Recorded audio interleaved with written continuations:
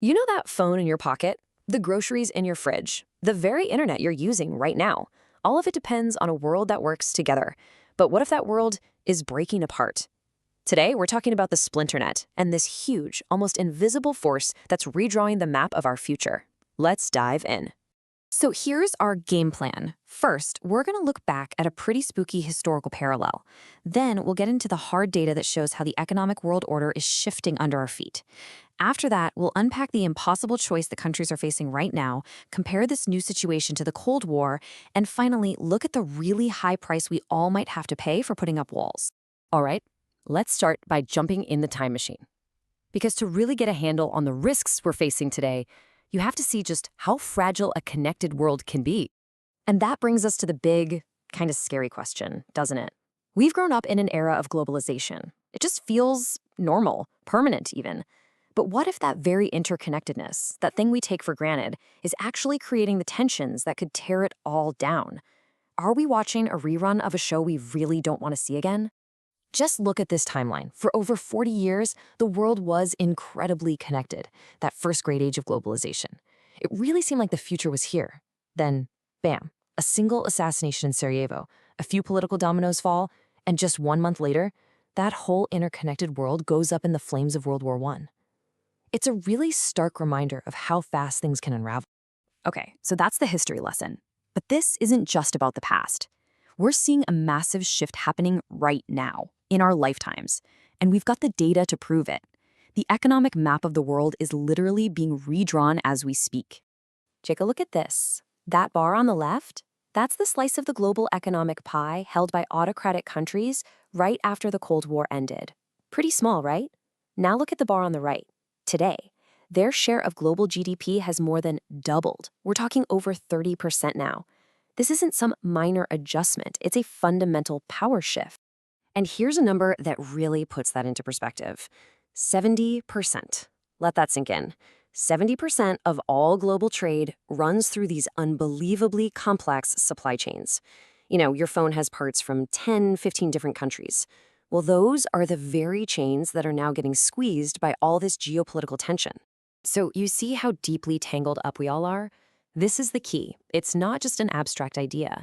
It means autocratic nations are massive players in stock markets, and democracies rely on them for, a third of all their imported goods. We're all in this incredibly complicated economic dance together, whether we like it or not.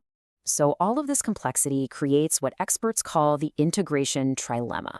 It's a really smart theory that helps explain the, impossible choices that nations are being forced to make right now. So what is this trilemma? Basically, think of it as a fundamental rule of how the world works.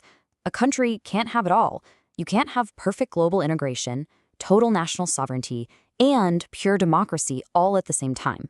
You get to pick two, but you always have to sacrifice the third. Let's break that down because it's a big idea. You've got global integration. That's open borders, free trade, ideas flying everywhere. Then you have national sovereignty. That's a country's right to make its own rules, period. And then there's democracy, the people getting to decide what those rules are. The trilemma says, sorry, you can have any two of those, but you have to give one up. And if you want a perfect, real-world example of this in action, look no further than the Splinternet. The internet was supposed to be this great global unifier, right? But as countries like the US and China choose national control, sovereignty, they're building their own digital walls. Competing 5G tech, totally different rules about data. That's the trilemma playing out right on our screens.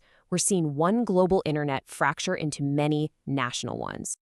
Now, you hear a lot of people calling this a new Cold War. And while there are some similarities, there is one absolutely massive difference from the last one that makes today's world so much more complicated and maybe even more dangerous. Think about it. Back then, the West and the Soviet Union were like two different planets economically. They were almost completely separate. The fight was about ideas, about ideology. But now? Oh, it's the total opposite. As we've seen, democracies and their autocratic rivals are deeply, intimately connected through money and trade. So the new battleground? It's not just ideas, it's the supply chains themselves. That economic intimacy changes everything. So, where does this all lead? As these fractures in the global system get deeper, as countries keep choosing to build walls, a bill starts coming due. And it's a very, very expensive one. Yeah, the picture the experts paint is pretty grim. This new strategy of economic statecraft, using trade and sanctions as weapons, it's a risky game. It can lead to more corruption, make everything less efficient, and maybe even kick off a global protectionist spiral where every country just looks out for itself. And maybe the most tragic part, it threatens to reverse decades of progress that's lifted hundreds of millions of people out of poverty. And that leads to this really powerful, kind of chilling thought from one of the sources. In this rush to feel secure by controlling every part of the economy, we might just build governments that are so powerful, so intrusive, that limited government is just not something we can afford anymore. The price of security could be the very freedoms we thought we were protecting. So I'll leave you with this question to chew on.